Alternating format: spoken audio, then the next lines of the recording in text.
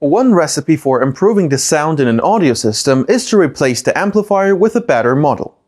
The most demanding audiophiles and home theater enthusiasts know that it is more profitable and often much more effective, not to buy a completely new amplifier, but to buy only the power amplifier.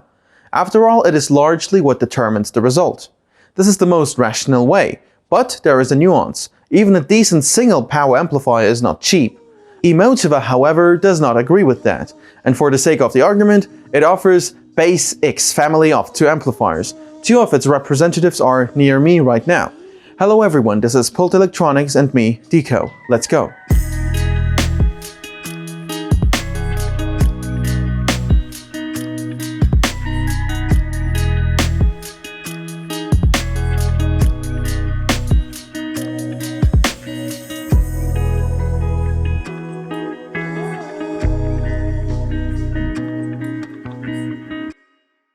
Marketers love to play around with the names of their products so that they resonate with something. They hint at some concept or phenomenon.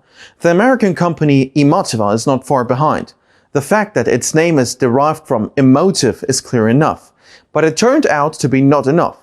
The name of BasX Amplifier Series is also full of associations. This is the word BasX because this is the BasX family. Also, the name can be interpreted as BasX, which indicates the ability of the amplifiers to squeeze all they can out of the speakers, including a strong bass. It is achieved both by high output current and high damping factor. By the way, both comparisons are not empty promises.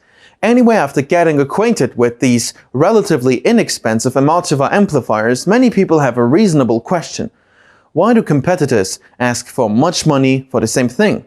So we have a 2-channel A2 amplifier with 160 watts output at 8 ohm load, at full frequency range when all channels are loaded, and a 7-channel A7 amplifier with 90 watts per channel under the same conditions.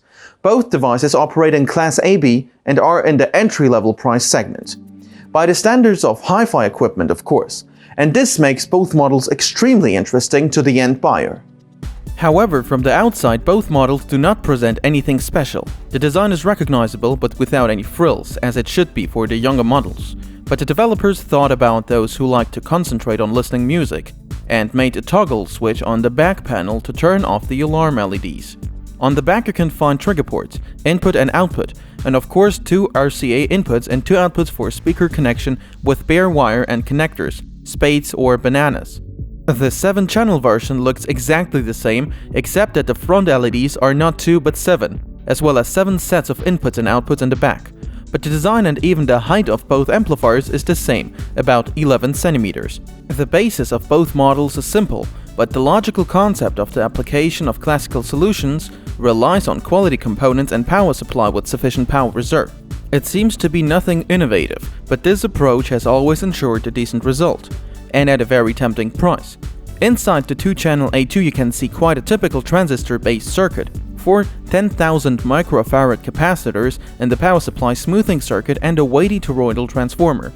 Many of the electrical components are custom-made by Emotiva or made in-house. The transistors of the output stage give off heat to a massive cooling radiator, but 2 fans are installed inside the case for backup.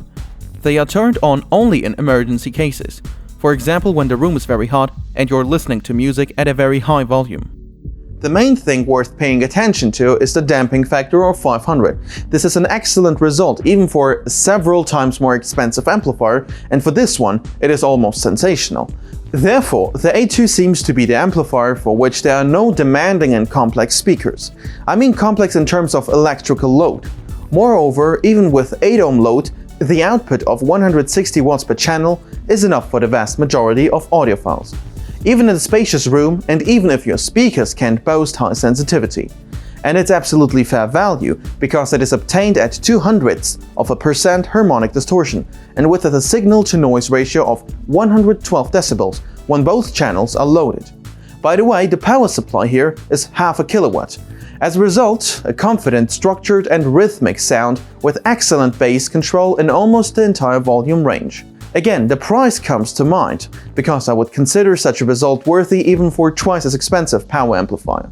Because of the excellent dynamics and full control over the speakers, the A2 is also perfect for building a powerful home theater. In this case, you need to buy the required number of A2 amplifiers.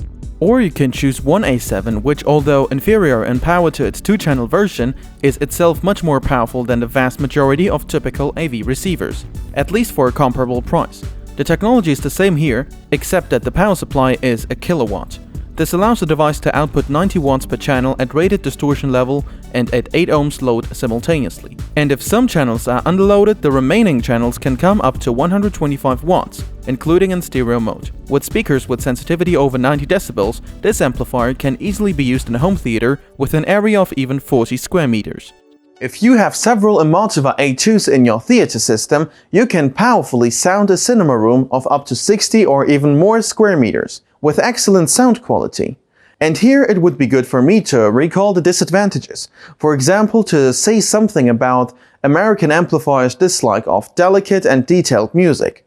But I won't, because even symphonic classics and jazz through Emotiva A2 in stereo or the A7 in home theater is a pleasure to listen to. Of course, Emotiva BasX is not a unique and not the best amplifier in the world. No, they are just good quality units with a solid design and a very attractive price tag. On the other hand, these are the main criteria for choosing a power amplifier in this price segment. Only lovers of spectacular design will be unhappy, but for such a price it would be unfair to demand also a luxurious design on the front panel. You will find all the additional information as usual down below. Don't forget to subscribe and see you soon.